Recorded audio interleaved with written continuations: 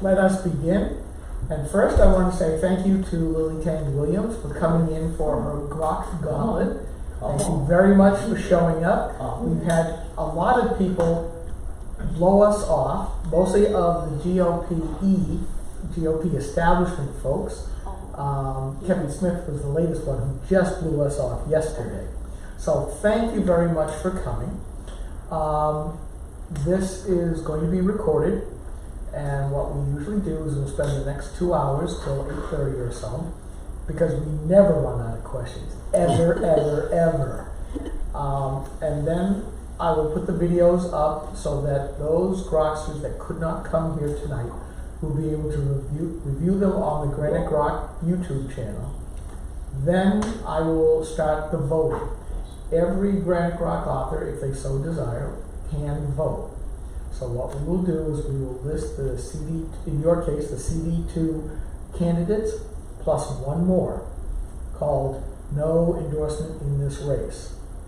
We give out very few endorsements over time. I think over the last 10 years, we may have given out 6 at the most, and it's probably more like 4. We have a very high bar. But we also make sure that people understand how we vote. Everybody gets one vote. The only time that I have veto power at all is if these people get together and vote for Jean Shaheen.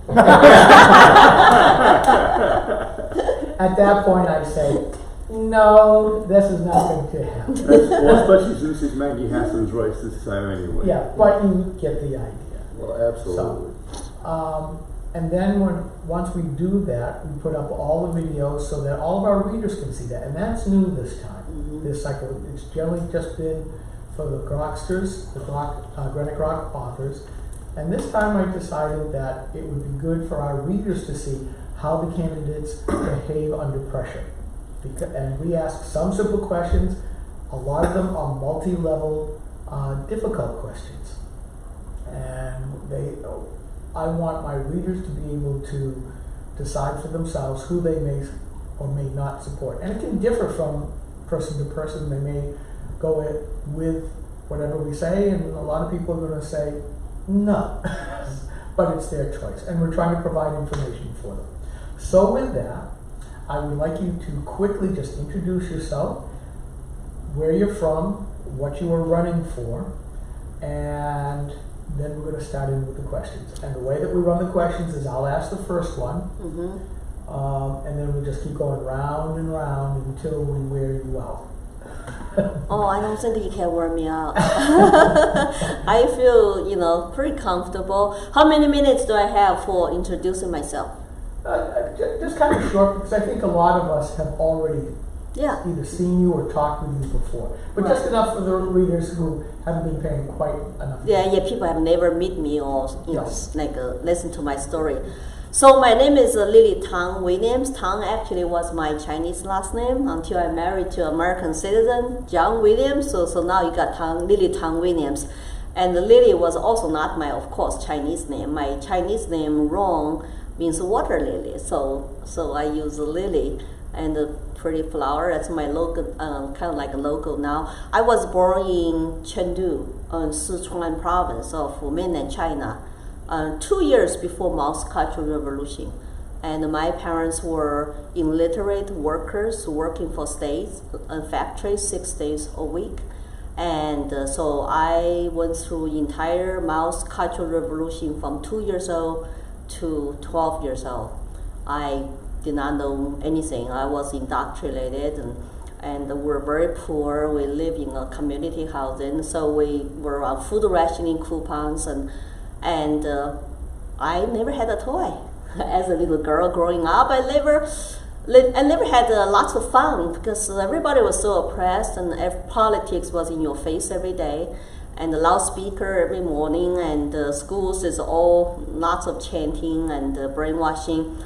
I did not know the truth, and But I just thought, you know what, if my parents were just had a higher position inside the Communist Party, maybe I could just have more food. That's all I wish for.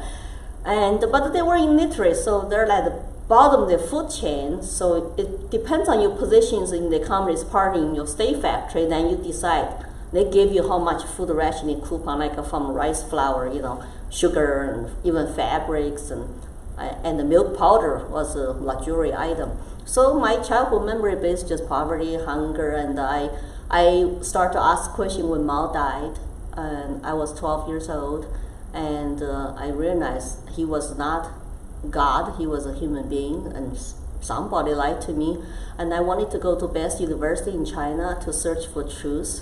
And my parents always tell me, you're smart, you can go to best school so you can get the best job. So still the only goal is to go to school, get an education, get the best job so I can get out of poverty. I don't have to be like them working for a state factory 6 days a week. And so I studied very hard. I went to top 5 Chinese universities in Shanghai to study law. It was a college degree for law. So when I was 17, I went to Shanghai. I left my home for the first time. And since I was born, and in law school, I got lost again. Basically realized the law is not going to save China either, because the law I had in mind is different from Communist Party, the law.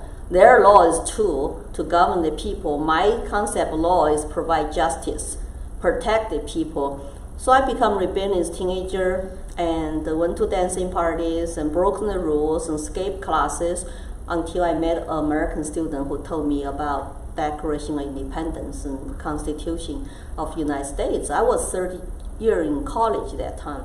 So I just thought, wow, maybe if someday I have to leave China, America sounds really awesome, the country I want to come. So when I graduated, I tried very difficult to stay in Shanghai to get a faculty position, because otherwise, when you graduate that time, 1985, everybody get a guaranteed state job. You don't have a choice in your job. Normally, they send you back where you come from, because it was all state-controlled universities. No job market at that time for you to look for job yourself and pick where you want to work. No. So I was supposed to go back to Chengdu where I was born, but I said I like Shanghai, because Shanghai is so commercialized, internationalized, more information, more exchange. So I persuaded my law school party leader to allow me to stay in Shanghai to become one of the 5 students out of 60 students graduation class to get a job in my own law school. So I could stay in Shanghai. Did not want to go back to Sichuan. It was very isolated next to Tibet, southwest of China. And but the problem though, if to stay in Shanghai to teach law, and the requirement that everybody had to join the Communist Party, because they question your loyalty otherwise if you don't join. So you apply, then you wait, and they put you on probation for 1 year. And the first year, and I realized, oh my goodness, is this the way I'm going to continue to live for the rest of my life? You stay there to teach, you do all the PC stuff, and then you move up to associate professor, then you retire, then you die. It's like I just could not say that would be my career path, because it was still very PC, and the party control everything.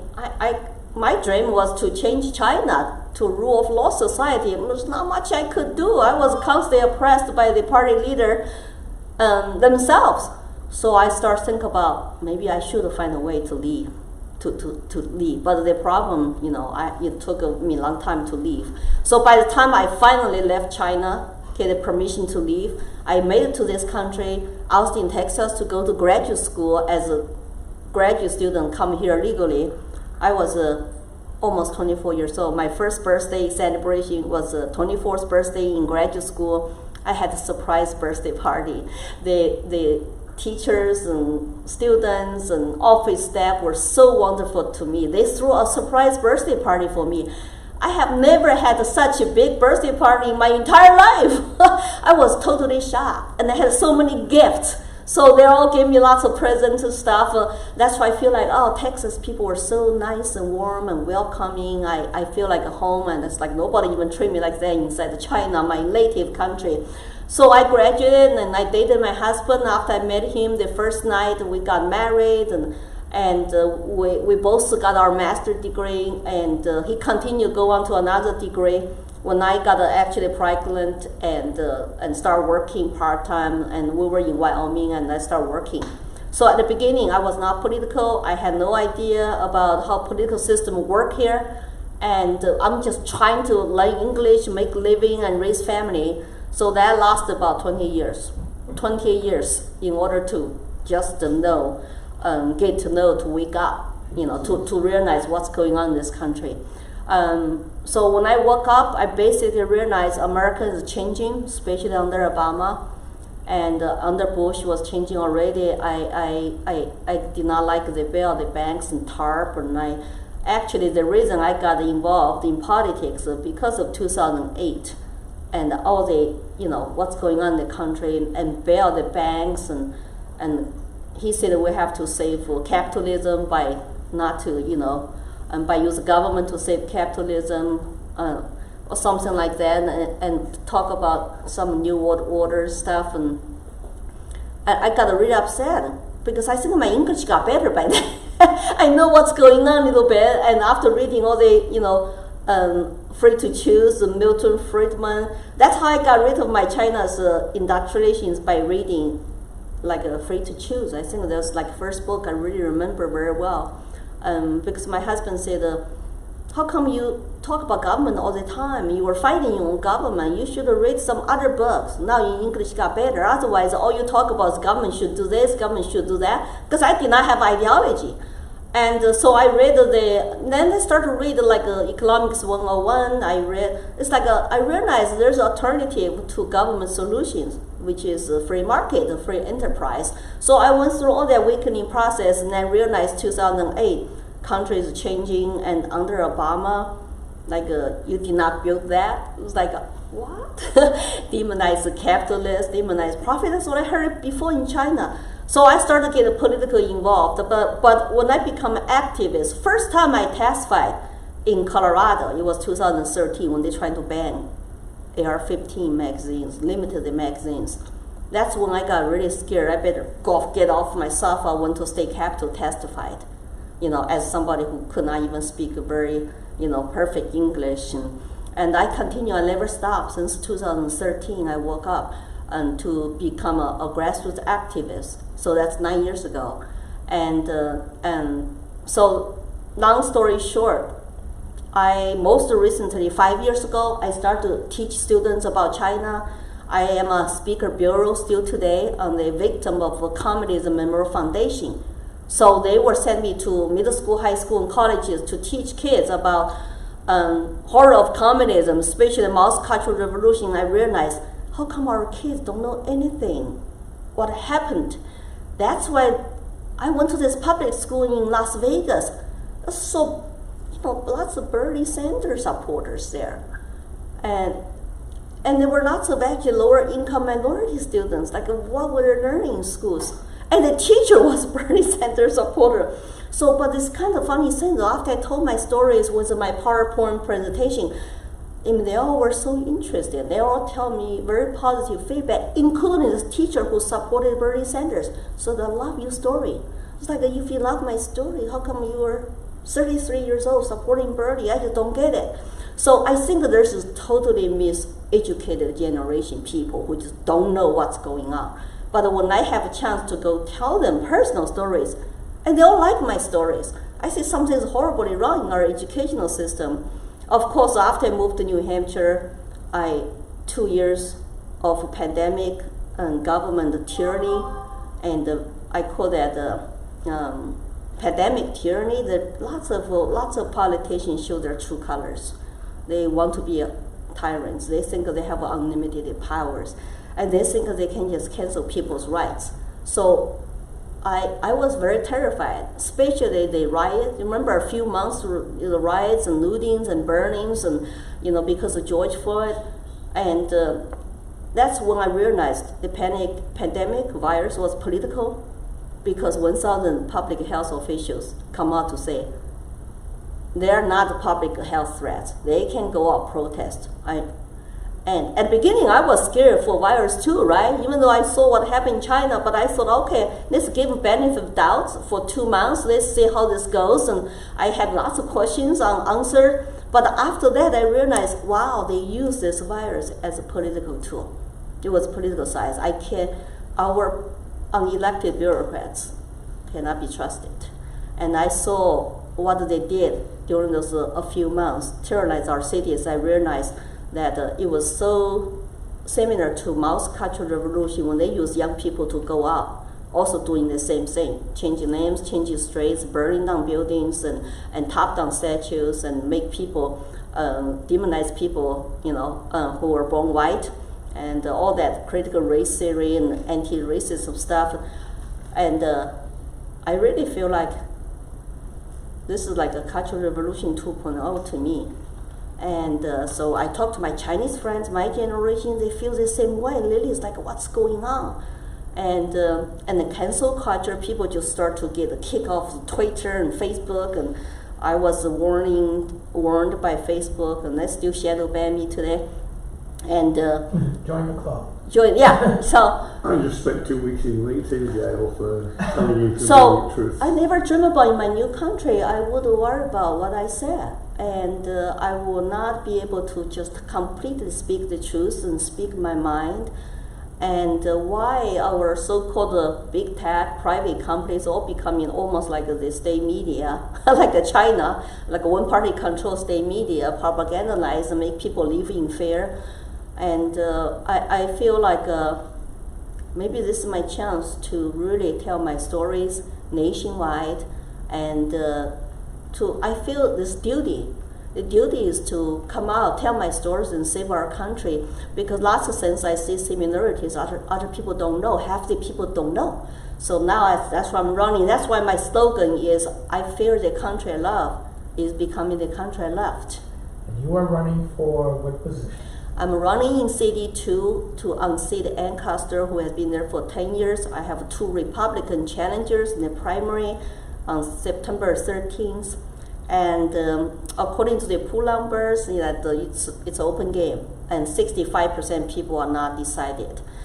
And I hope people will check me out, and I hope you can ask me anything. I always tell the truth. If I don't know anything, I tell you I don't know. I'm not, superior being. I'm a human being. I don't know everything. So if I don't know, I will tell you I don't know. So okay. You can ask anything. Well, historically, I'm always the first one to ask the question, and I ask this of everybody. It is my favorite question because it gives us an idea of how you think from a philosophical and a practical standpoint. And it's a wide open question. Sure. But I am looking for certain things I hope that you will say. What is the proper role of government here in the United States? I studied Constitution, and I studied the Declaration of Independence, and I really love this exceptional document we have. That's what set America apart from other countries. That's why I came here. So the proper rule of government supposed to be protect life, liberty, and property, and the national defense. If we could keep federal government that small, I would be very happy. I don't have to run for Congress. I can go do something else. But so that's what I think. And I also understood all the powers not specified, in the Constitution are reserved for the people and reserved for the state. I went to some training classes. I watched some Hillsdale College educational videos and talk about Constitution, and it's like seems like our kids don't know anything about those. They have no interest. They want to actually cancel Constitution. So, but that's how I see it. It's so government is like now, of course, it's way too big, a lot bigger. Very, very intrusive, very, very big. And that's why I'm doing this. I hope to put it back, into the size of what the federal government's supposed to be. Sure. You decided to run for Congress, and if you were elected, you would be one of 435 members of Congress. Prior to this, have you been involved in any political activities as far as in any appointed or elected positions in New Hampshire or anywhere else before deciding to run for Congress? You were talking about if I was involved with any other political office? Yes, or have you been in any political office, either appointed or elected at any level prior to running for Congress? Well, I don't know if it count to this. I was the first elected ever, but it's not really government. My HOA board. HOA. I wanted to learn grassroots democracy, so I ran for school board. I mean, not HOA board because they were raising rates and all the time. I said, I better just get involved. Why are you doing this? Then later, I was elected by the parents of charter school board. I become charter school board member because I did not like public schools. I took all my boys out of public school, put into charter school. And then I was elected to be the board member, and then I become chairwoman, and then I fired a principal. So I feel very empowered as parent. Excuse me, go ahead. And most recently, I was elected last year, March, supervisor of checklist in my town of Ware. And I wanted to run this nonpartisan position so I can learn about New Hampshire. Some states don't have this position. Nope. So I thought that was an interesting position. You actually get elected and then you maintain the voters' registration records. I was very interested in learning about that. I thought that was an extremely important job also, and to ensure our election is honest and get rid of fraud. And so I worked there, I think for about 15 months until I filed to run for Congress. Mike, your turn. Okay. Many things have been done to make government less accountable to the voters. One of the things that helped to centralize power, for example, was the 17th Amendment. Do you know what that is, and would you repeal it? Yeah, 17th Amendment basically led the two U.S. senators in each state get elected by the voters directly instead of supposed to represent the state and appointed by the legislature of that state. I would support to repeal, give that back to the state. And people, I think they talk about universal suffrage to vote for that. It's like really representing people, but they don't understand our country is not a democracy. Our country is a constitutional republic. So that the state, no matter how big, how small you are, you have 2 U.S. senators, and they represent the state power inside the U.S. government, and they are appointed by the state legislators. So I think I would support that if we could, work that in the U.S. Congress. So I won't name names, but if I told you one of the Senate candidates said, "But I support the right of the people to choose the senator," which is exactly the same argument that the deceitful so-and-sos used in 1913 to get the amendment through, which is we don't trust the legislatures, we're going to trust the people. Yeah, but we're not democracy, because I always tell people, why do you always say democracy like a Democrat said? Democracy also means all the wolves will vote to eat you for lunch as a sheep, and right, and all vote also like let your classmates, 60 people to vote, to divide every A's, every B's into average. Everybody gets average score. So when you actually ask students their questions about democracy instead of constitutional republic, they don't understand. But when you say, how about you make A, he makes D, and I'm going to ask students to vote, we're gonna just everybody gets the same grade. Doesn't matter your A's or D. They don't like it. So I say, see, you don't like it. Hey, but the majority of students in your class voted for that. So I don't like that system. Well, that's what democracy does for you. So I think I think lots of people just don't understand we're not democracy, but they always, the Democrats always talk like that. Can Democrats understand? No. Or they're just using people? I think they understand perfectly well. The Democrats evince a design to reduce us under absolute tyranny, as the founders said. True.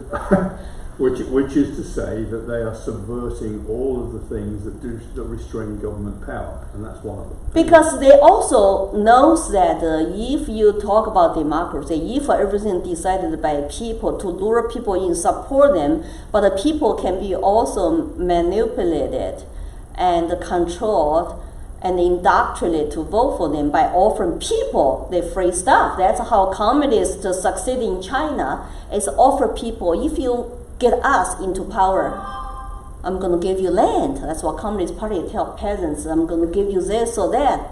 Guess what? 40 million peasants starving to death under Mao. They cannot get the land. As soon as the communists take over in China, then Mao said, I changed my mind. We're going to have people's commune instead of we took the land from the landlord and landowners to give to the peasants. That's what they wanted. So let's go all eat in the community kitchens. So that's why if you don't know history, you're gonna repeat it. Do not buy into all those people offer you free stuff. I don't want free stuff from the government. Yeah. Communism kills. Go, Steve. Well, full disclosure, I fully support and have endorsed Lily Tang Williams. I think she's probably the most well, I think her life experiences and her accomplishments make her an exceptional candidate to go to the House of Representatives. No, thank you for saying that. You're still You're supposed welcome. to grill me. You're welcome. No, I got you. Okay, now saying that, we've had a small conversation at the meeting the other night. I thank you for your article. I can read your article. And I was so impressed. But your little cards and the other bigger one that got, you have your things, all I agree with. But there are other things that you just can't fit on these cards. I know. So I have, my first question would be, when you get elected and go to the House of Representatives, one of the first things you're going to be required to do is vote for a Speaker of the House. Yes. Have you given that any thought? Do you have anybody that you reject and will not vote for, or anybody that you absolutely want to vote for that position? I have not done my due diligence, do lots of research on who could be potentially running and the current leaders, their voting records. You know, you only see the rating, but exactly more. So I always tell people that I'm open-minded to look at all the candidates who might be running. First of all, we have to win I have to win the primary and general, and that's the first vote I'm going to face, that I need to meet with every candidate who wants to run if we have the majority for the Speaker of House, and who are those people. I normally don't jump into conclusions. I like to take my time to sit down with them, just like what you're doing to me. I like to grill them for 2 hours too. Yes. To say, hey, why should I vote for you as a speaker? And then look at your voting records and look at his voting records. And but I always admire some leaders in the Freedom Caucus people, and in the Senate I have people I can seek counsel. But in the House I like the voting records of some Freedom Caucus members, and I actually personally met Jim Jordan at the Freedom Fest, I think many years ago. He came in to give a talk with other Freedom Caucus people. And so Jim Jordan has been a long time. I watched Chip Roy. He's a great speaker on TV. And Tom Massey, I also saw him before. So I have some people in mind that I would like to see if they will be running for speaker or not. But it's just too early for me to give you definitely, because I'm that kind of person, don't want to jump into conclusions. I just want people to make their own decision after you listen to my stories, where I stand on the principle for freedom and liberty, and what kind of people I would vote for. They should figure that out themselves. But before I even go there and sit down with them, some people I never met before, and I don't want to. I want to be open-minded at this point. Thank you. Several different things are going off in my head at once. You mentioned the Freedom Caucus. Let's switch to committees. Obviously, as a freshman, you're not going to have too many options to pick from. Right. So I'll ask it this way. If seniority was not an issue, and you had the ability, what 2 committees would you try for? But knowing that you're a freshman and options will be limited, what committees would you try for that you believe you could actually get on? So my ideal committees are 3 committees and budget. It's very hard to get on, I know that. And but because I'm running on #1 top issue is combat inflation, and I was excited about Tea Party movement, and the fiscal conservative side of our federal government is totally gone. I mean, you're talking about back then when Tea Party funded and went to Washington, D.C., I almost wanted to go there with my sister-in-law. And when I was still living in Colorado, but things got worse and worse. And we have $30 trillion in debt. When I talk to people, lots of people don't know, wow, how many trillion dollars were in debt? $91,000 on each citizen's head. I was talking to this young reporter from Laconia Sun. I said, do you know that you have $91,000 national debt on your head? He's 27 years old. And that's why I talk about my top issue. And I also told him that the cost of inflation is not what the Democrats want the people to believe. It's a cost also for years now. It's wasteful overspending by the federal government and creating money, printing money out of thin air. And I said even my illiterate father can understand that when you print lots of money, flood the market with lots of money, then there's inflation because your existing dollar is only worth 80 cents. Even my father understands. It doesn't take an economist to understand that. But the thing is, though, our media don't talk about it. Our youth don't talk about it. They still want to, yeah, look, like $27 student loan debt can be gone. Oh, yeah, they're very happy. You know, and so I would like to get on budget committee. I know I probably could not. So I would love to get on education committee. And of course, my job, I promised, that's why I'm endorsed by US PI, which is US Parents Involved in Education.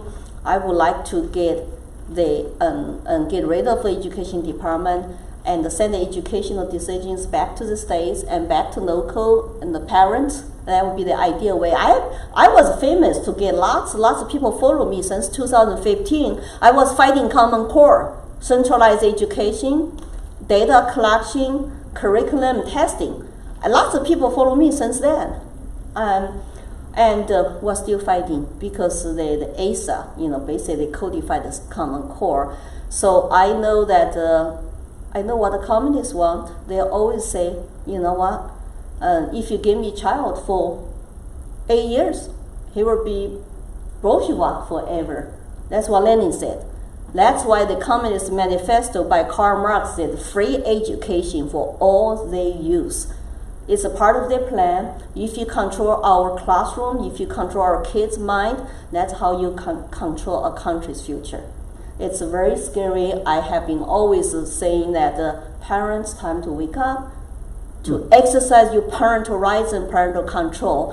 And you need to know what they're teaching your kids. Public school is not just your babysitter. You send them to school, you trust teachers, teach them the right stuff, and they bring home to you a critical race theory homework and transgenderism stuff. It's like, I think the parents are fed up. They start to ask questions. Ever since the pandemic, send the students back home online, they start to say, what are you teaching my kids?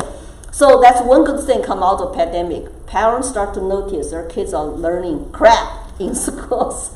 And so that would be the committee. And the third one would be foreign affairs. Okay. Because foreign affairs, because my mother tongue language is Mandarin Chinese. If you don't like the Communist Party, if you don't like the communist infiltration into our country, and I'm the best one and to call them out, to offer my insightful stories and my opinions, my knowledge and skills to U.S. Congress when it comes to deal with China. I do agree China, the CCP is our biggest national threat. It's not Russia, it's not Putin, but it's China. So I would like to serve on that committee as well. Okay. Norm. Turning to the Second Amendment to the U.S. Constitution, there have been a series of Supreme Court cases reaffirming the rights of individuals to own, possess, and use firearms. And in New Hampshire, of course, we have constitutional carry, where we can carry openly or concealed without necessarily getting a government permit. When you get to Congress, are there any federal gun laws that you would seek to repeal? All of them. All of them are not constitutional. And I had this 45 minutes interview with the state director of Gun Owners of America in Georgia. He's a big YouTuber, and I would encourage you to watch that on my website. I said all of them. And I would like to promote and pass national constitutional carry. My first open ad I ever published in this country, 2013, called Guns Against Tyranny. You know, the Second Amendment right in the Constitution is not for you to have fun with guns, go hunting. It's to fight tyranny. I don't understand why people here don't talk about that. They always talk about mass shootings. And I talk about, you know what, the biggest mass shooter, the champion of mass killing is a tyrannical government. And I talk about the June 4th Tiananmen Square massacre. How many students died? How many citizens begged them, do not kill our students, our brightest. The reason I have guns is because we had Obama. Yeah. And also I know what happened in America too. I know Ruby Ridge. I know the some of those Kent State. I know that when government, I said, how can you trust only government to have guns? Look, what happened in Texas, all those tragedy shootings, the government, the police were outside waiting. They did not go inside to immediately respond to save lives. And the best defense for self-defense is internal, not expect cops to show up and somebody to show up to save your lives. And I have been promoting get rid of gun-free zones. Gun-free zones are basically killing ground for potential criminals coming. Free fire zones. Yeah. It's like Yeah. And in New Hampshire, there's still some teachers who are trained veterans cannot be allowed to carry guns, or even conceal carry, because they will lose their jobs. I don't know what happened to this country that all the people, especially on the left, they're afraid of guns. They're not. I mean, aren't you afraid of criminals? I mean, are you afraid of law-abiding citizens, or you're afraid of guns? Like, you gotta tell me. So they don't want criminal access to guns, but all the proposals they have don't work. The most, look at Chicago, look at all the places, and even Colorado have most strict gun control laws. Mass shooting happens because criminals don't follow laws. Do you get it? And you want to try to make the gun ownership more difficult? I have Chinese friends in New York. It's like they cannot have handguns. I say, what if you have to protect yourself? They have nothing to protect themselves. So why are you still stuck in New York City? It's like, I don't know. I don't understand. So I am a lifetime member of Gun Owners of America. And yeah. Hey, Mike, I'm just going to try to speed up the questions a little Sure. bit. Yeah, I just got a comment from a friend of the Grok that said I was interviewing you, or we were interviewing you. He said, on fire, scale 15 on a scale of 1 to 10. That's you. Anyway, would you use the federal government to try and impose a constitutional carry on the states, or is that in itself unconstitutional? How would you go about it? Well, if there's a chance for me to sponsor a bill, to vote for it, I would. I think that's the Second Amendment is in the Constitution. So you would think all gun control laws are not constitutional, but there are so many of them. So, but if we just also repeal of them, that will work too. If you repeal of them, that means everybody has constitution carrying the whole country. Now I cannot go to Massachusetts carry. I cannot go to like New Jersey carry because I'm targeted by CCP. I'm just worried. It's like I cannot protect myself. How about DC? Will they allow me to apply for concealed carry in DC, the swamp city? I don't know, but I would like to just repeal all the unconstitutional laws first. By the way, not just those laws, but also there are lots of laws need to be sunset and repealed at the federal level. There's so many laws, right? And for every new law, I think we should repeal 2. That's good. And so eventually you will get rid of lots of old, outdated junk laws, and also the whole country.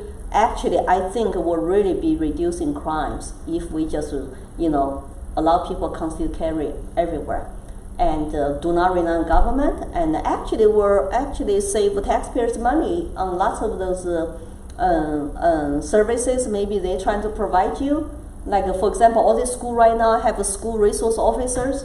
But then also sometimes they're not there. They're not there to save you, or they're staying outside.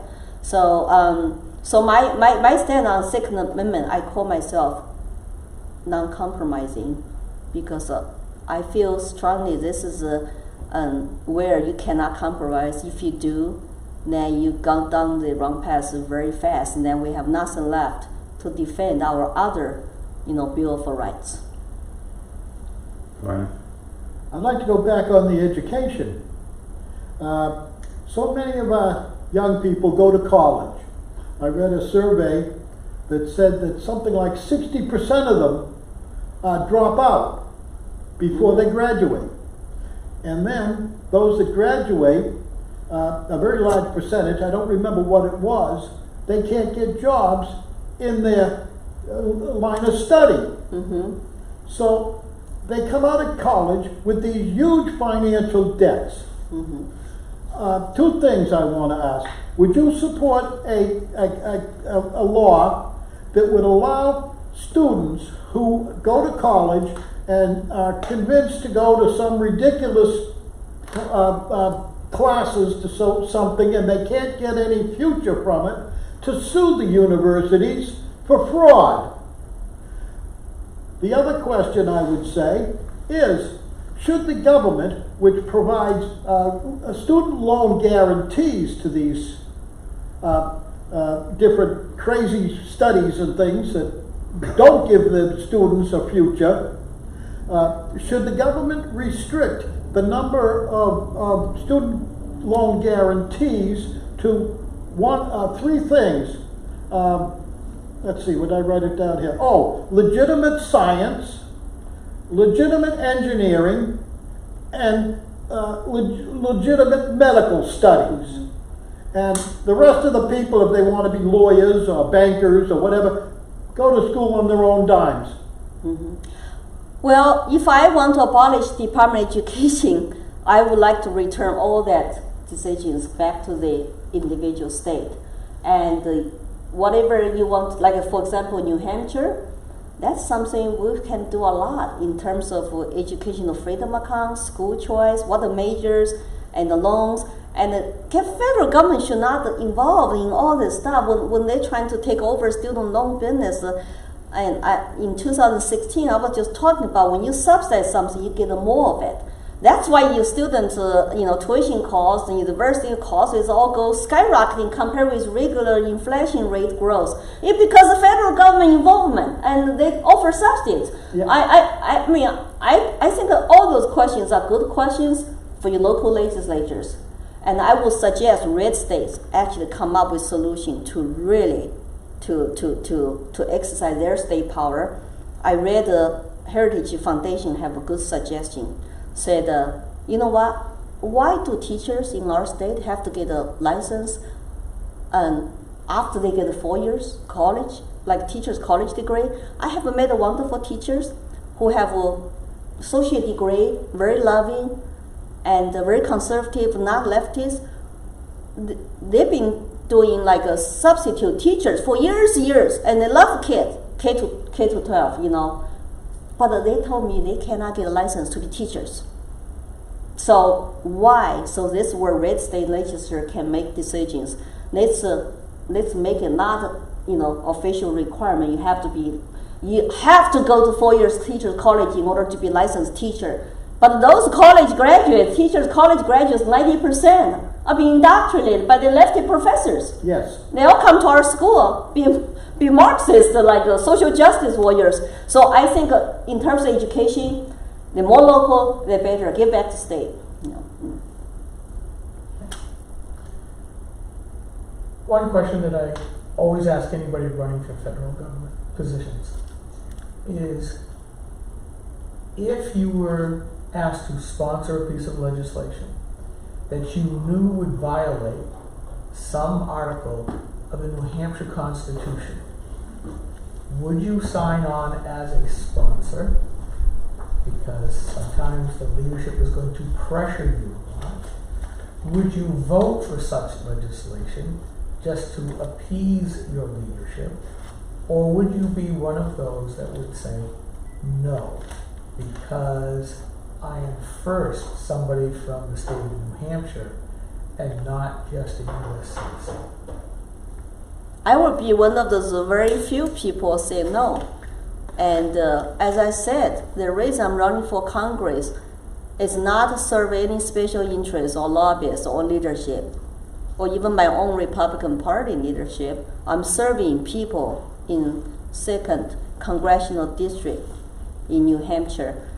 New Hampshire State Constitution, when I first came to the state to visit 2016, I picked up a copy and I found out some basic stuff in there, and I really I especially like 403 reps without pay. I think that's great. That's every 3,000 citizens have one state rep. That really is close to the people and serve the people.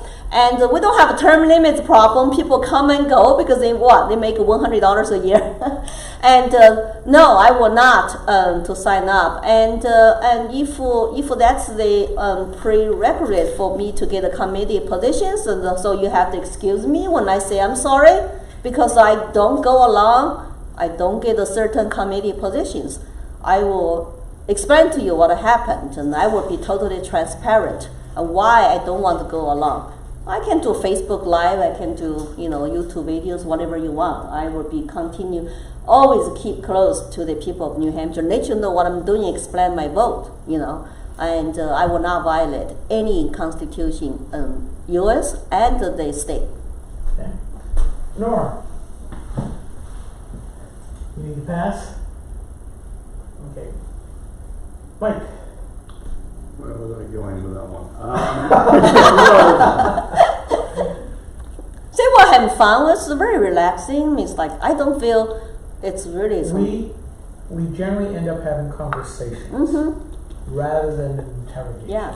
Although we've been fairly easy with the questions thus far. Well, it's okay. I mean, the tough point's fine too. If I don't know, I just don't know. But my longest interview was 3.5 hours. Okay. Yeah. No, so not to go along to get along.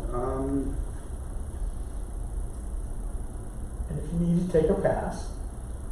Well, if you've got one written down, Steve, Okay. go for it. I will. He's got a load. I do. I've written I You planned actually to threw do me off, by that. the way, Norm wasn't ready for that. I was just coming up with one. It's like, nah. During the Trump years, we saw a big increase from Antifa, Black Lives Matter, of rioting, looting, and burning. Now, the gangs, there's so many of them that you might not be able to round them all up like a fantasy like to do. But there are people who are supporters, enablers, and excusers that are in higher positions. Mayors, governors, elected officials of all sort.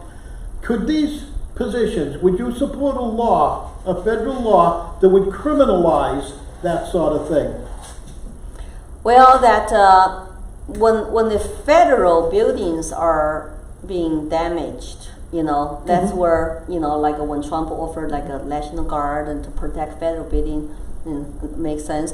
But generally speaking, that if it's not a federal building, and I think it should leave to the state government and the local government to deal with it. Of course, I disagree with lots of those big blue states, big cities, and the government is weak, and they trying to join the work class to defund police and let the criminals out and allow them to burn, destroy private and the public buildings.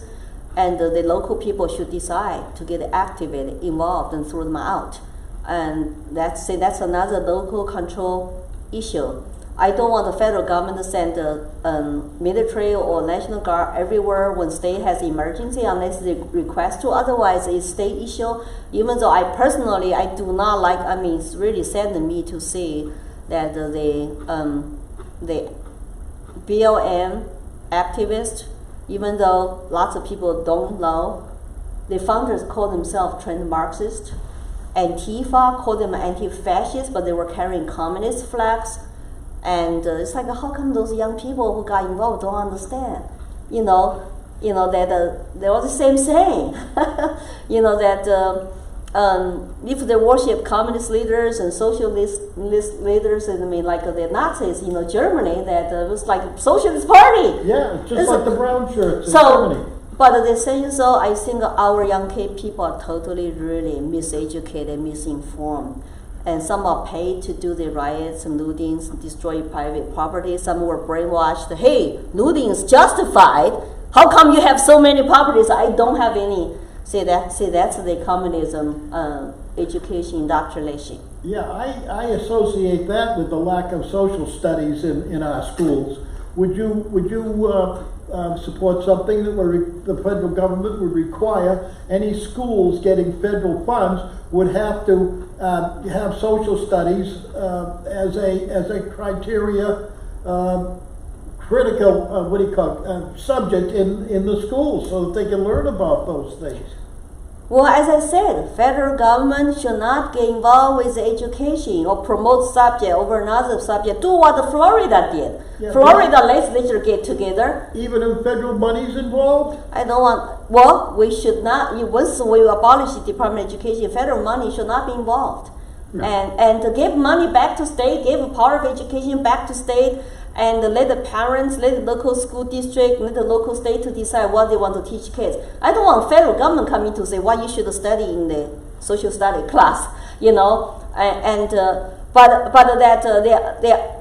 right now there's an example of state. I think Florida is doing very well. They passed a law to require civic study to teach the horror of communism. And they also got all the parents involved and get rid of the wokeism. And the parents come out voted for the new conservative school board members. It's an example for other states to follow. And I will try to. I got an endorsement by Tea Party Express because they trust me. I'm the superior candidate. Will go to Washington to reduce the size, the cost, the intrusiveness of the federal government. That's very flattering to me. I say, thank you for your trust. It's like, wow, those are big words. But truly, that's what I want to do. Our federal government is too big. It's too intrusive. It's almost like becoming tyrannical, especially if it's controlled by one party, basically. That there's no check and balances. Look what happened. Just, this new Green Deal they passed called the Inflation Reduction Act, and Biden used his executive power to cancel student loans up to lots of money. But equally, Republican leaders equally also are guilty of run our country into the ground. This is not sustainable. The debt, the inflation, the printing money. We are weakening America's economy, and we are making ourselves vulnerable to be taken over by China, where they have this goal called the Chinese dream. By 2049, the Xi Jinping wants China to become a dominant power internationally, militarily, economically, and politically. And if we get into our country like this, financially bad shape, we are vulnerable. We are vulnerable to their take over the whole world. Imagine I relieve a world controlled by Communist Party of China. It's like, hell no. And that's what I'm doing. That's why what I'm doing is very important. And they hate me. I'm their worst nightmare. I'm also worst nightmare for lots of establishment who work with Democrats behind doors to make deals, to sell our country out. So at least you can trust me, I will never sell out. If you don't like me, don't vote for me. I come home. I'd be very happy to come home and stay in New Hampshire. You think I would love to go to Swamp, D.C.? Every time when I go there, I feel depressed.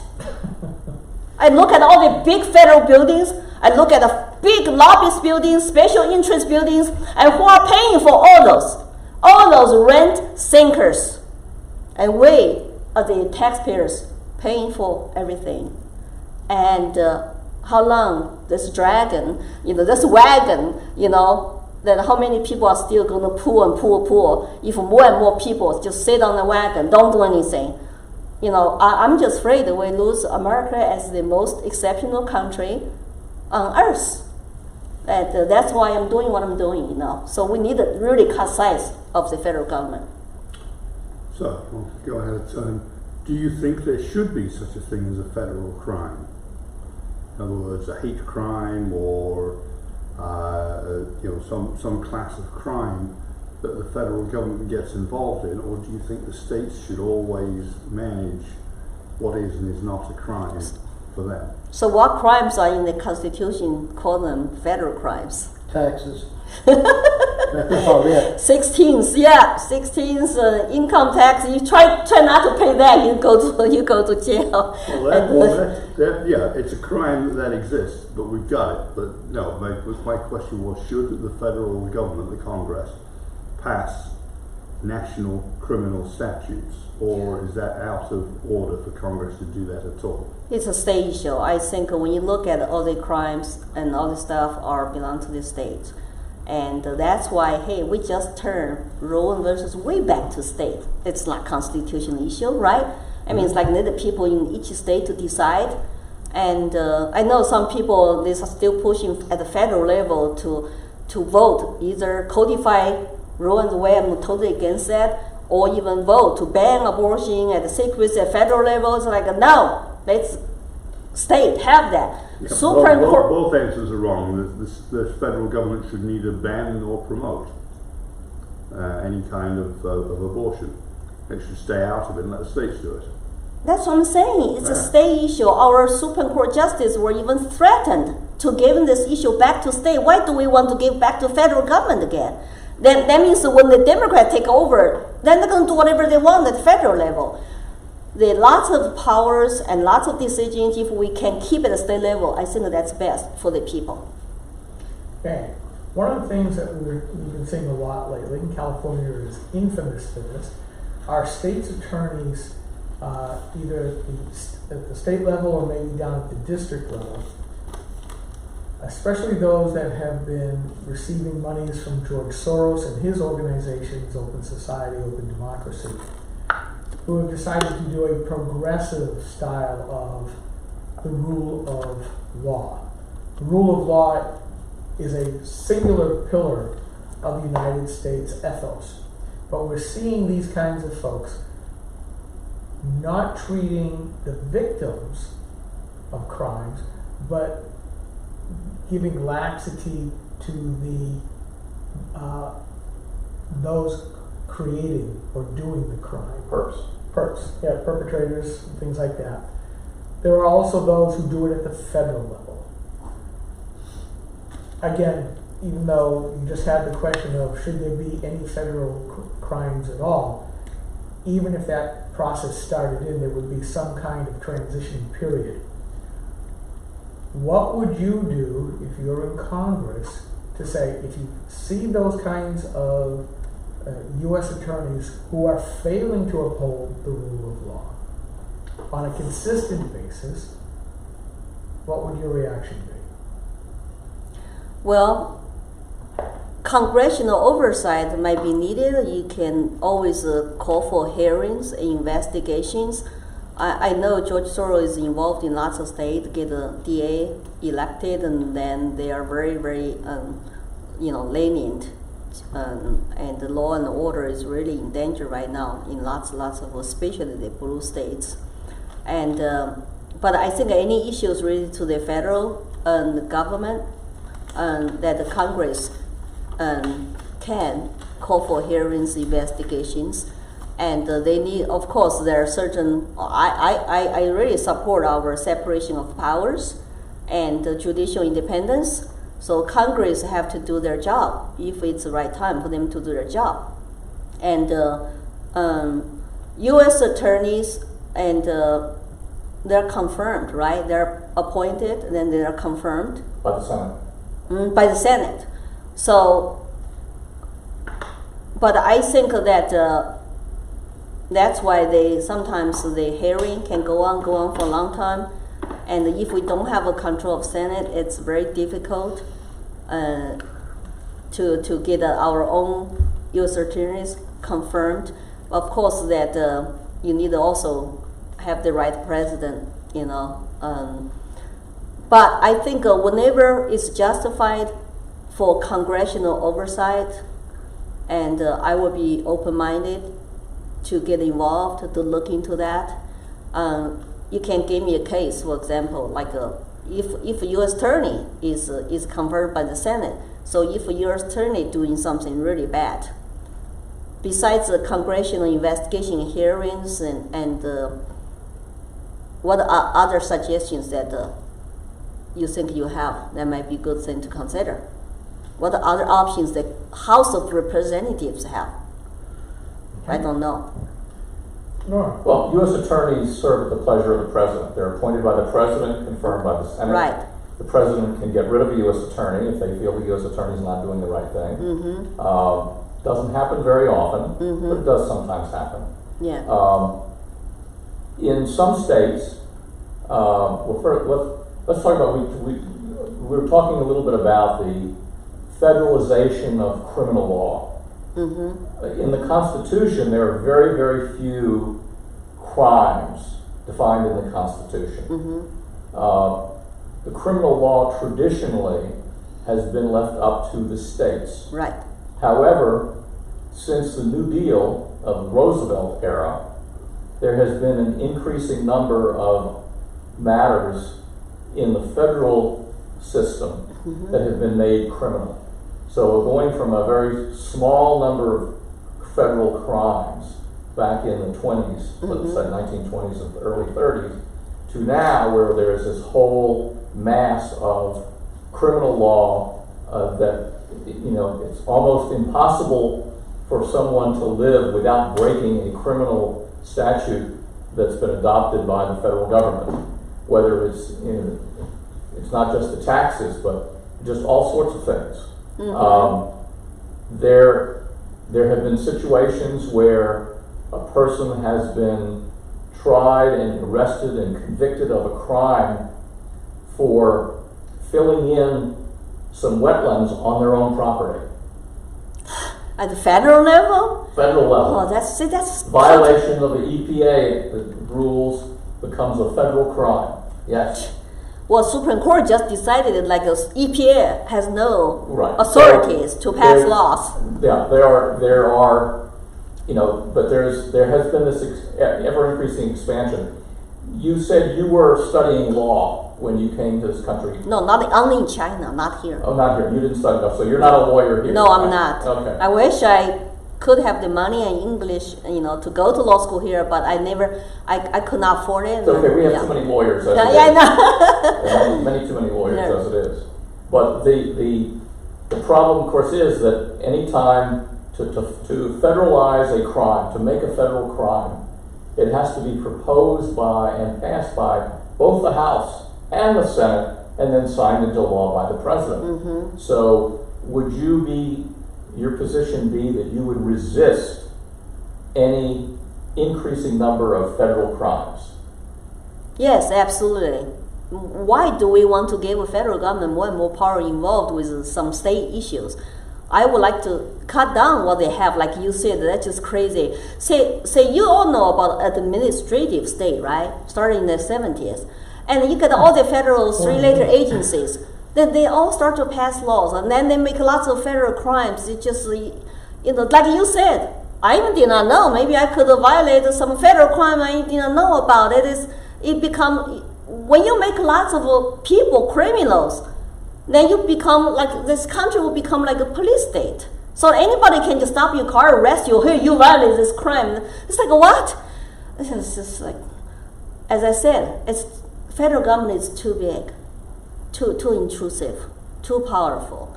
And all the politicians got elected into U.S. Congress, and they should actually look at what they did in the past 34 years since I come to this country. What they did to my new country is shameful. That's why I'm very upset. That's why I'm running. Because what are they doing to this country? Well, let's just turn for a moment to agriculture.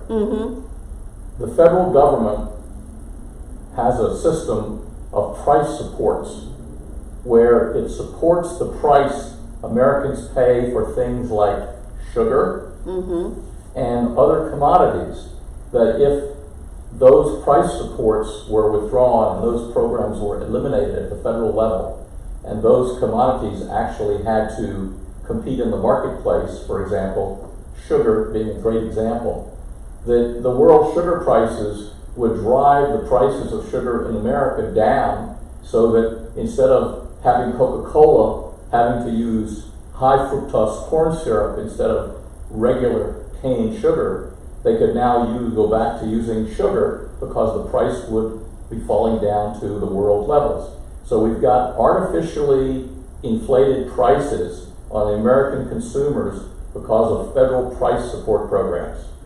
You know that we're still paying farmers to grow tobacco. Generally speaking, I don't like federal subsidies. I don't like federal government pick winners and losers. I learned that in this country, free market, free enterprise, fair competition, free market solutions are the best. Why do we need a subsidy? Anybody? Maybe that's why our taxes are so much, because guess what? When government subsidizes something, we're paying for it. It's not like money just falling down from sky. I still don't understand why federal government needs to, subsidize agriculture and set the prices well, there's a whole long list of commodities that the federal government does support with subsidies and restrictions on how many acres of crop that a farmer can I like to stay true to my principles. I know maybe what I said sometimes hurts special interests, like people who like subsidies from one industry to another. But I'm just telling them we'll have to think long term. What kind of country we want to live in? How big government you want them to get? You want to get some perks from government. They want to get some perks from government. Every special interest want to seek something from federal government.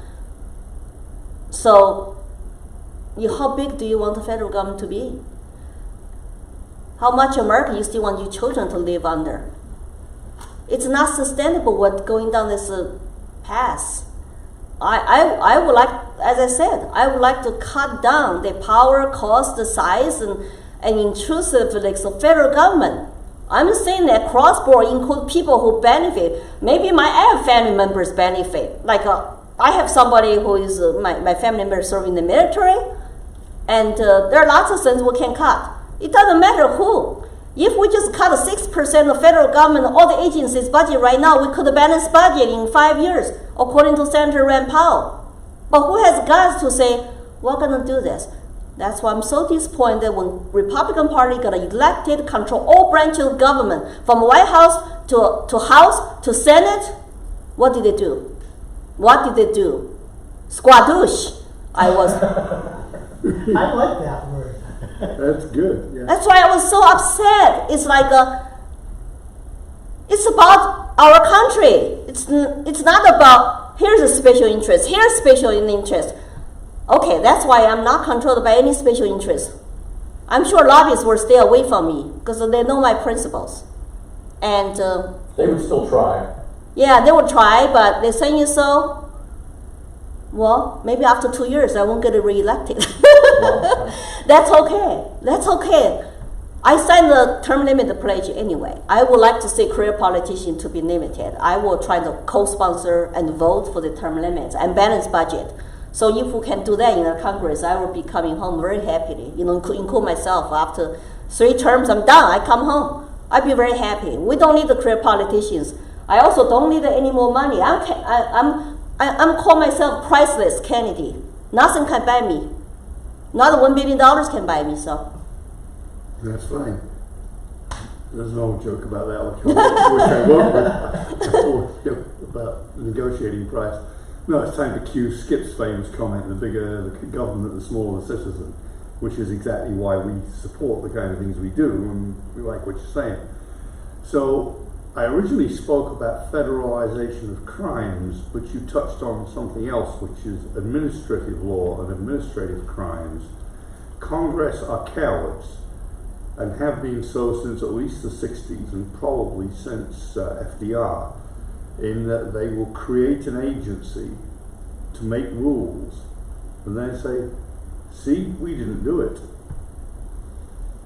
Can't hide anymore now. No. So, what is your view of the federal agencies? You know, education, energy, All transportation. 438 of them, or more.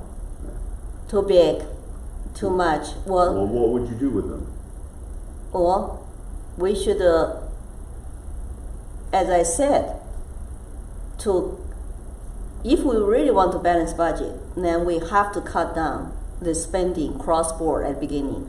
Instead of, let's spend time studying which agency should cut. Cross-board, it's like when your family is in trouble and you're facing bankruptcy, you need to cut your spending, number one. And number two, administrative state is how we got out of control government, federal agencies, regulatory, agencies. They don't have the power to make laws. It's Congress' job. But our Congress people, they don't do their job. They don't have adequate appropriation bills. They constantly do CR, continuing resolutions, and they keep getting elected. So I actually blame this on our own citizens. If we don't act like an owner of this country, because I am a property owner, if I hire a property management company to manage my rental properties, they screwed up. Guess whose fault is that? It's my fault. Because I hired the wrong property management to manage my own properties, and they destroy my properties. So if we want to keep America as a constitutional republic, then we need to all act like owners. But lots of people even don't vote. Now, how do we get the people to act like owners? Education. The fourth branch of government, I call that the administrative state now. It's called the fourth branch of government. Unelected bureaucrats pass laws, regulations, and tell us, small business, individual citizens, what we should do. Did you see California just banned gas vehicles like by 2035? So all those Democrats people who voted for Democrats, what are they going to do? I mean, they're all going to supposed to drive or buy electric vehicles. I don't know. It's just sad for me to say that people don't act like owners. They don't do research on their own. They don't search for truth. They buy into left media, buy into their politicians' empty promise, and they manipulate their mind and get them to vote for them over and over again. And they even don't understand what's going on in our country. So I would like to say, all laws must be passed by Congress. See, agencies can make recommendations, can be advisory board of the Congress, but they cannot make laws. And like the war, how come Congress never declare wars anymore? It's always just kick back to the president, and there's no debate, there's nothing, printing money, get involved here, there. That's why, it's not sustainable. China is already working with BRICS, like talking about their own petrodollars now with Saudi Arabia. Mm-hmm. And so what is going to happen to our country, our dollars? There are lots of important stuff that people even are not aware of what's going on. Oh yeah, climate change. Yeah, we should not use oil and gas anymore. Green New Deal is it's like, do those people really believe that? And it's so elitist to push those agendas into working class people, to pay for their agendas, to tax them, and to hire 87,000 special IRS agents to going after people who are small business owners, and then tell you it's good for you, it's going to reduce inflation. It's just, Don't get me started. I can get very upset talking to you all night.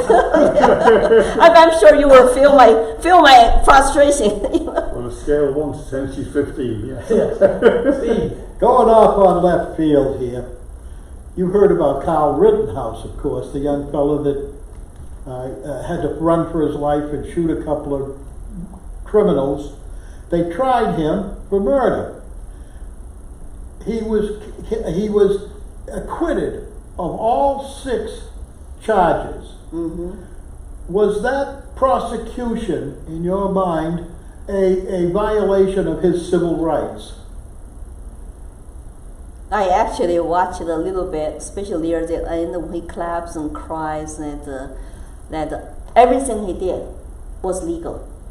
I know. He should have sued them. But was the prosecution a violation of his civil rights, do you think? Yes, if he did everything legal, why did they go? It's because, of course, that they targeted him. Yes. Because he was not, according to them, politically correct. And they say they saw him as part of, at the beginning, was part of like Playboy, like, no, what is that? The organization? Proud Boys? Proud Boys. Yes.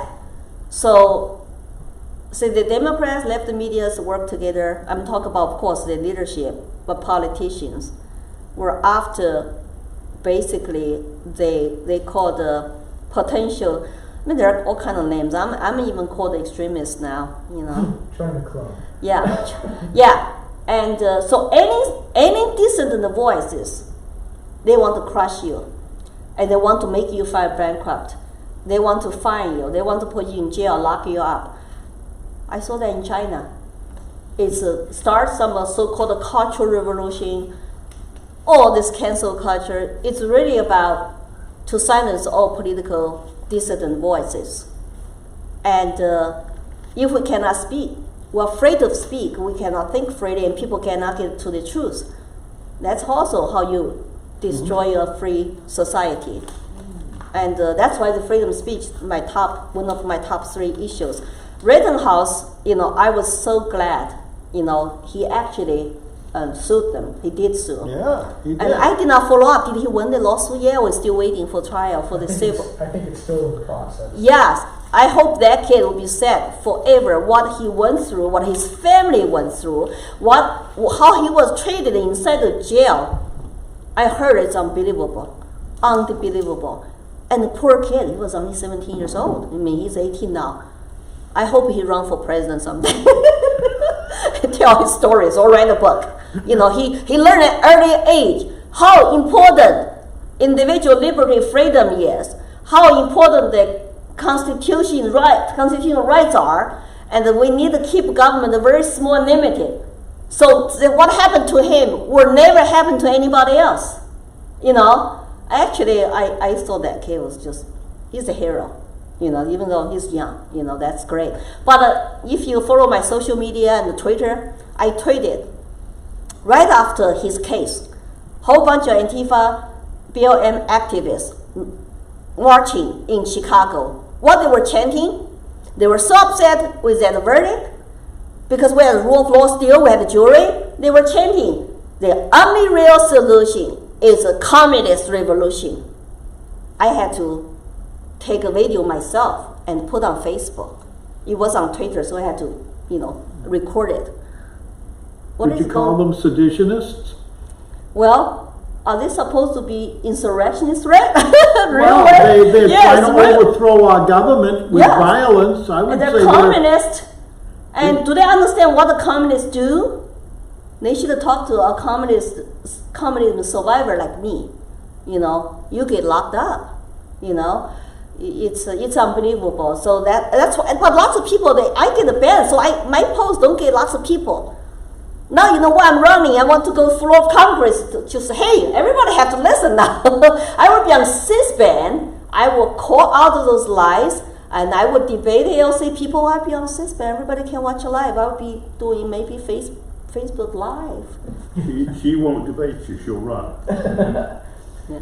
Well, as I said before, we never run out of questions, but we're just about hitting 8 o'clock, so we're going along at a decent pace. I may leave soon just because I'm a good way away, but that's Yes. not in a hurry. Understood. That's why I said come when you can and leave when you must. Right, you got a 3 other good men here. I want to switch because you are the only candidate that actually lived through Mao's Cultural Revolution. In the whole country right now, yes. Yes, and we are seeing that perhaps to a lesser intensity here in the United States, as you correctly observed. You have impressed me thus far in saying that most of what the federal government does so far should be returned to the states. And you said that about abortion. My question is, and I'm going to kind of go into what are your personal beliefs. You've given us a good idea of your version of the proper role of government and how it is structured or how it should be structured. And I'm pretty good with what I've heard so far. Mm-hmm. But I'm curious because sometimes people will say, well, I am such and such, but this is what I would act differently. So my question is, you said that abortion should be returned to the states. Would you categorize yourself as pro-choice or pro-life? Pro-choice to me is really the diminution. Oh gosh, it's getting late and I got very Your tongue gets tired. I had another Benjamin night last night where he got up very early with night terrors. Mm-hmm. So somebody help me out if you can. Diminution It's close enough. of the new life of the baby Mm-hmm.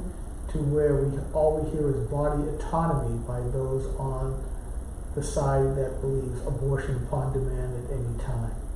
So I know that you were living in China during the time when it was a one baby rule. One child, no, actually, Okay. yeah, Oh, was that 80s, Okay. yeah, started 80s, yeah. Okay. So my question is, while you said the right thing about the proper role of government, Mm-hmm. what is your personal belief as far as abortion is concerned? I have been consistent on this issue. Even though another day my opponent just yelled at me, I consider myself personally pro-life. Then I got yelled at. Let me explain. Personally, I'm pro-life. I believe life starts at conception. The interview I had 2016 by lots of people using to attack me or on this one single issue voter and don't like to hear that, I was saying that the people like to only talk about one life on this issue, but I like to talk about two lives on abortion issue. Personally, I'm pro-life, but I also have seen babies left to die in the trash can in China under forced abortions. I also have seen women whose lives were totally controlled by government. They had any kind of freedom to choose. So in our country, because it's a state issue, I love to the local people to decide. But for me, I always only talk about the early months. Early months, I would like to see women have legal access. Let me explain to you why. I have personally know young girls who were abused, raped, sometimes by their family members. They would rather die. Of course, they're not from loving family, Christian family. No, they just they don't know where to turn to help. They would rather die in order to tell people, I need to have abortion because I'm raped. No, they would not tell anybody why they need abortion. And they were young, and they were victims, and they were innocent. And until we have all the efforts, all the energy there to help them to say, hey, you know what, you have options and it's life, and all that stuff available. I like to keep that, just like most people in this country, legal. That's my personal belief, because I believe there are two lives and both are very innocent lives. And sometimes they have conflict. How do we have protection for both of them? And I will always promote life. If I run into a little girl, something like this happen, I would like to offer help. I would say, hey, you know what, consider your options. Baby is innocent, but what if this girl has no help at all? And I have watched horrible movies of forced abortions. I have watched the videos of also black market abortions where little girls get infected, died, bleeding to death because they use black market to get an abortion done. So if I can sleep well at night, I have to make compromise when it comes to life protections. I know some people don't like it, say, 12 weeks is still, I say, well, how about that little innocent girl who is raped? She has options, yes, but she doesn't know she has options. So you think banning abortion at the federal level is an option? It's best solution? Say, I don't say that way, because I do feel very sympathetic towards both lives are involved on this issue. That's why I support Supreme Court decision to give back to the states. And New Hampshire law, right now it's banned late term. I think viability now for baby to survive outside the woman's body now can be as early as 5 months. So I don't know what our state's gonna do, but if they're gonna pick this up to say, maybe 6 weeks. I mean, right now it's 6 months. That's like a ban late term abortion. Is that possible? We can promote a culture of life and to talk about this at the grassroots level, even do better than that. I think I'm very open-minded to support that, because I have heard somebody had a baby at 5 months, and 5 months baby survived. Thank you. In some countries, they use ultrasounds to detect the sex of a fetus, and they purposely abort female fetuses. I know in China they did that. Well, I was going to ask, did you experience that? Did you see that going on in China? I heard my roommate's story, I heard lots of stories like that in China. I did not know somebody personally did that.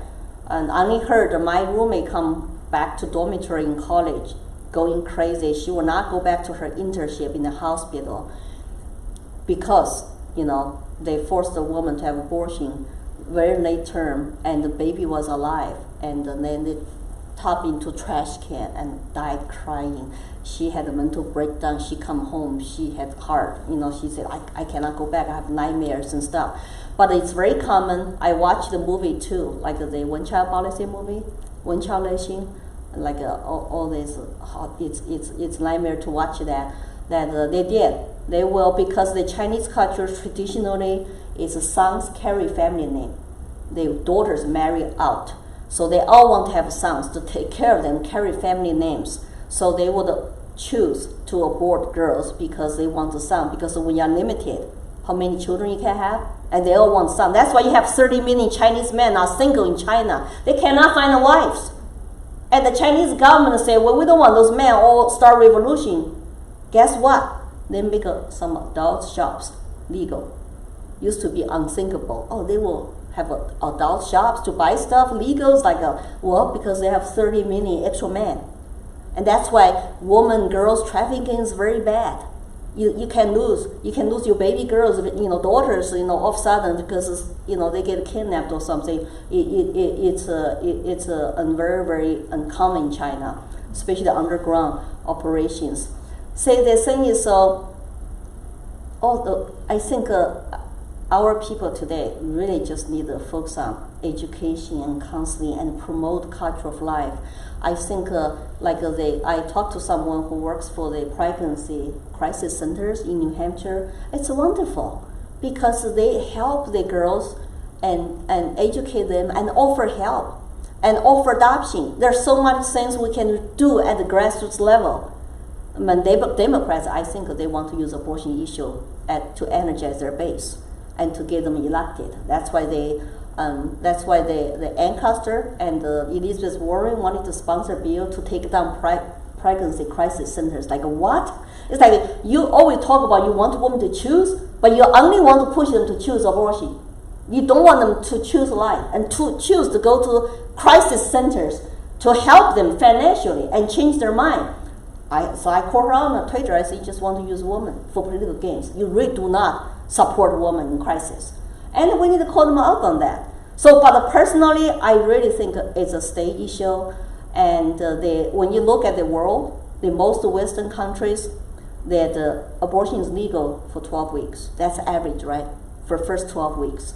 So I did a study and look into that and the reason why, and say this is a very divisive issue. I do not support any federal fundings for abortions.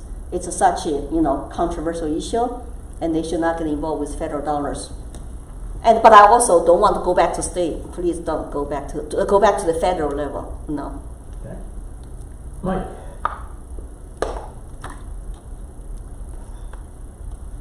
Very kind of blown away by that one.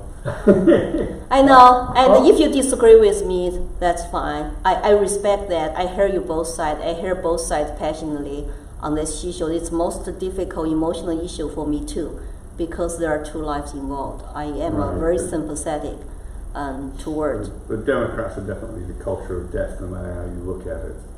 Oh, yeah, also, yeah. Oh, tyranny, So how would you shrink the administrative state? You said you want to do it. Well, sometimes of course, Congress should be more active and to do their job. It's up to the people to hold them accountable.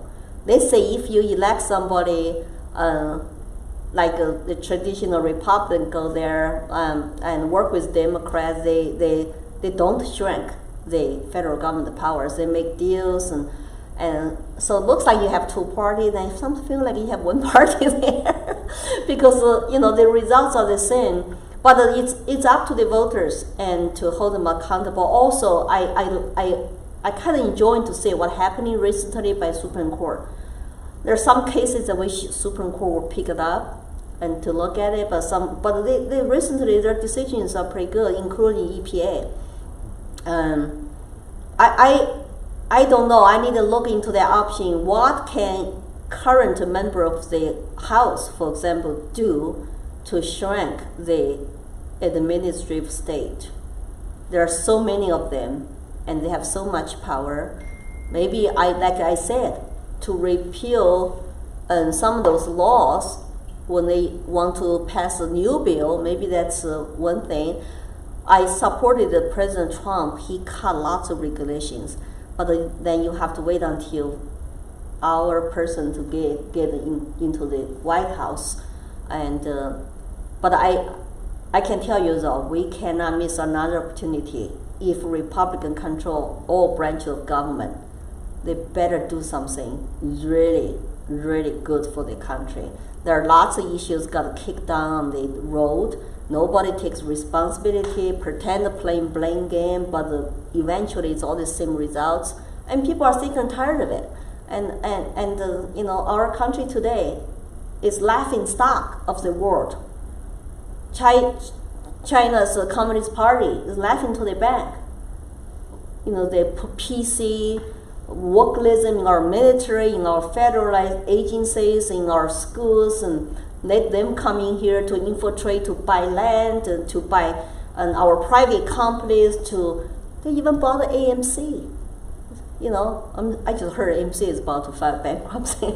Maybe pandemic did not help. So I just think that somebody in this country who's supposed to represent the people, have the best interest of the country in heart, they fail to do their job. So there are lots of stuff going on that are not good for our country, even not good for the world peace.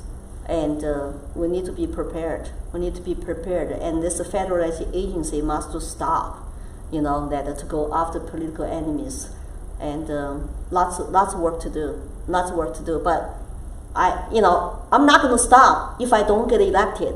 I'm going to continue to do what I've been doing for 5 years. So I'm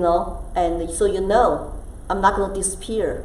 For some reason, I don't win, but I'm working very hard to win. I need grassroots support because after you hear me today, I'm the grassroots candidate. I will not be held by anybody, any special interest, any establishment. I'm my own person. I took so many years to become an independent thinker, and liberty is my North Star. I will never let that go. I will never forget my life in China, first 24 years. So you know where I stand.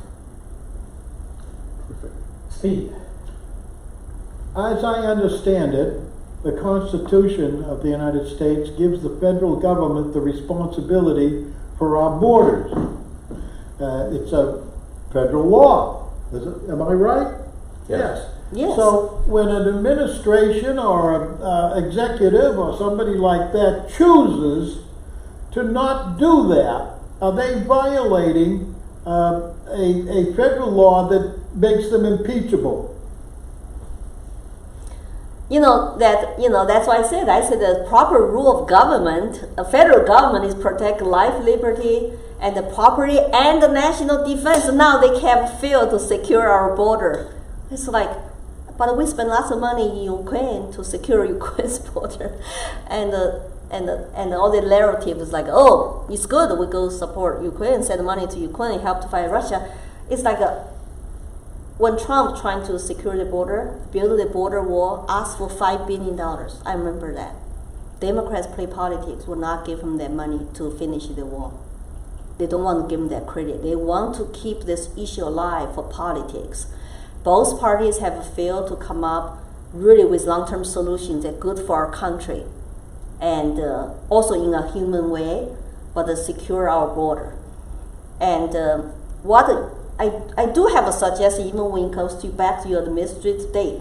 If Congress is truly the chamber to control the purse, so we control the purse. So anything that we can do effectively when something like crazy going on, like you say, like that, okay, let's withhold the fund. Yeah, but is it an impeachable offense to not carry out your responsibilities? Can we impeach the president because he does not enforce the border law, or any of the administration? Well, that's something I heard that I have not looked into a lot, but we should at least investigate, hold hearings, like how many hearings they hold, right? It's like, let's hold hearings. If I'm convinced that he should be impeached, then that's when we will make decision. But the president's job as the executive branch, he's responsible to execute and to protect the country. Mm-hmm. Right now, we are seeing this open border issue. It's also inhuman way to get people, incentivize them to come here illegally, going through human trafficking.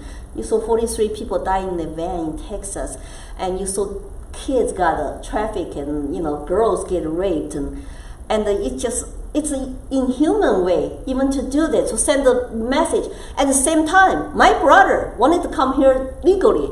I petitioned for him as citizen. He waited 13 years for legal immigration. We have a rule of law society. First thing that they should enforce the laws on the books right now. ICE should be adequately funded. No more catch and release. Whatever law is on the book, you come here illegally, you get caught, you get sent back. But Biden stopped that, right? And I heard some funding were lost also. And then two parties, when they had the chance to really do immigration reform, talk about for good, secure our borders, and have some reforms, give people incentive to come here legally, to live American dream, to supply workforce to our economy, and to be taxpayers. There are so many things we can do to have smart immigration reforms in a human way, but also economical way to grow our economy, but stop this chaos nonsense in the southern borders. And New Hampshire people, our young kids are dying of drug overdose because Ancaster, all those people, they will not secure the borders. It's like it's lawlessness, and I can tell you, lots of immigrants like me don't like it because our families waited online legally for years and years to come to this country. So why are they doing this? What is the agenda? To get those people flying, busing everywhere, get them to vote or what? Mm-hmm. And give them a welfare? So our welfare state is not big enough now. We need to pay more.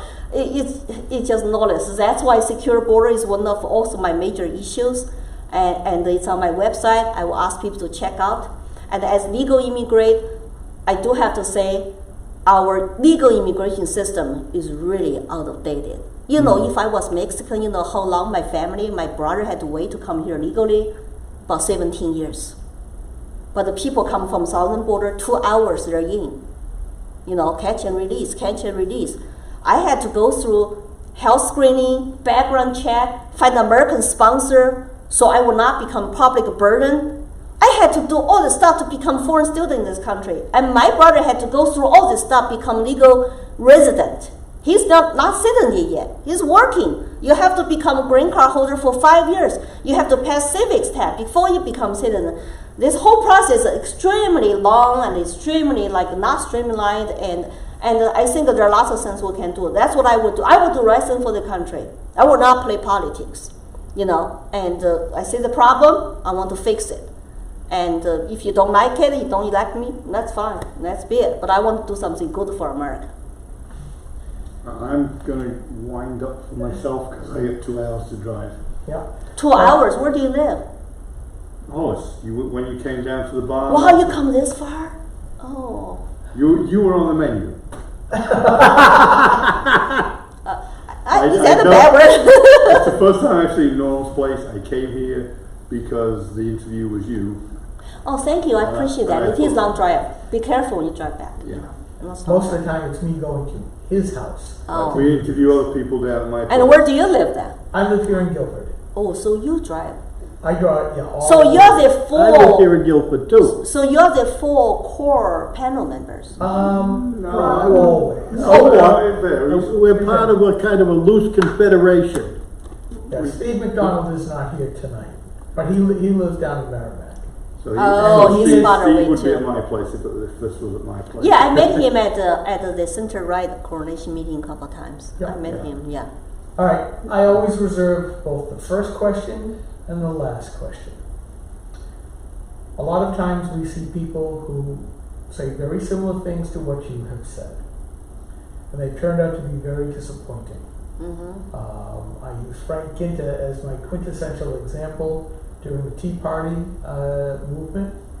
Granite Rock was a co-founding member of the New Hampshire Tea Party Coalition. So we went through all this. He said all the right words.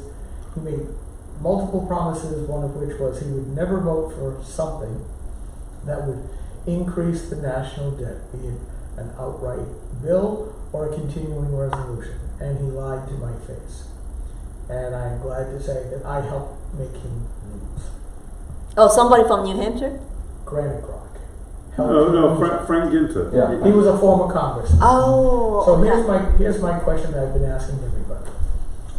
Do you have what I would call a kitchen cabinet of people that you would surround yourself with that would have no problem screaming at you for doing the wrong thing, for voting the wrong way, for signing on to bad legislation, to keep you on the straight and narrow, similar to what you have been talking about tonight?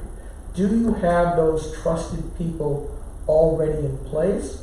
And if not, do you have ideas as to who you would ask to be that kitchen cabinet so that either when you're down in DC or you come back to New Hampshire, which I hope that you would do fairly often, that's a question we didn't get to, do you have that in place? Have you thought about that at all? Since I declared run for Congress, I did assemble a group of private people to advise me, but I can tell you who will keep me straight is my husband. 32 years of marriage, he knows me, he knows my past, he knows how I truly feel, he knows all my stories, and sometimes he will cook me, he will poke me, he will keep me straight. My husband, if you don't know him, he's probably one of the most honorable men, one of them I've ever met. He will never lie. When he lies, he has this smirk. I recognize him. Whenever he's trying to scare me with something, I know he's lying because he cannot lie. But do you have other people as well? I do have other people and conservatives who are behind me, but of course, I will welcome you guys to join that group. And they have been.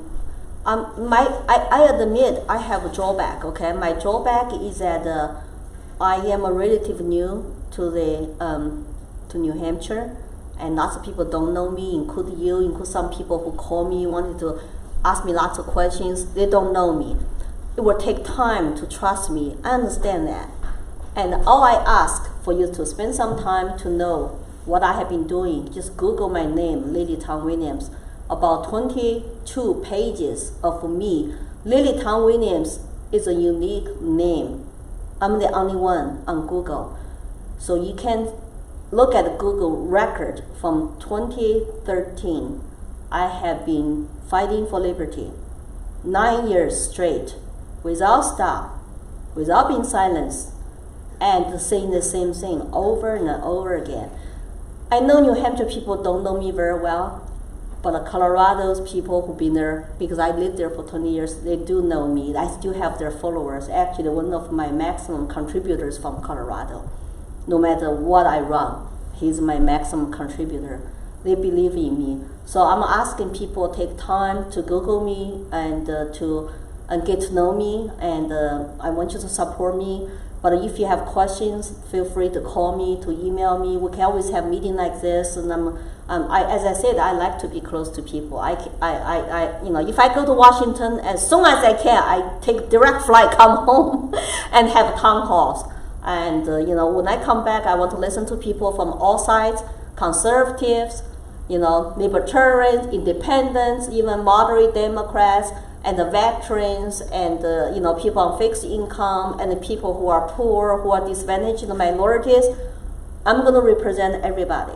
Not everybody will agree with me on certain policies, but I always want to be close to people. I truly believe that what sets us apart is we need to have the government for the people, by the people, of the people. That's what our government is supposed to be. But now it seems like it's drifting away from the people. It's because people have not done their job, like you guys have been doing. You don't even have time to date, but focus on politics, and say I do complain even to my relatives, extended relative from my husband's side. People are busy, making money, raise family, doing whatever they need to do, doing health, but they have not been actively involved in our political process to keep our government clean, transparent, affordable, and not so intrusive. They have not acted like owners of this country. When I become an American citizen, I was not also acting like the right owner for many years until I woke up. Once I woke up, I see what's going on in this country. I cannot be stopped. I cannot be silenced. So I'm just running as part of what I'm supposed to do to keep America free. If I don't want, I'm going to continue to run. I'm going to continue to speak up, continue to get involved with you guys, with New Hampshire, learn more about, everything New Hampshire. And I'm a quick learner, so I can learn lots of things. I welcome you to give me tips, give me messages, and you can keep me straight too. So remember what you say tonight, Lily. We shall. Yes, keep me straight. I need that kick sometimes, right? Hey, remember what you said. But I cannot name one thing can make me corruptible. That's one thing. I don't need the money. I'm living American dream. Come here with nothing. I despise the big powers who want to tell the regular common folks how to live their life. My parents started, were poor workers. We were looked down on all our life in China because they had no power, no connection, no positions. So I really feel sympathetic to be close to the people at the grassroots level. There's nothing I need. I'm going to Washington because I want to, serve the country. But they cannot buy me with anything. I think I'm like a little hobbit, okay, like the movie Lord of the Rings. I have more resistance to that rain than anybody else because I know what liberty means. Well, very good. Lily Tang Williams, I want to say thank you very much for spending 2 hours with Granny. My pleasure. It's not bad at all. Like we can have another time grill session, right? We can't always do that. All right. And with that, thank you so much. Thank you. Yeah.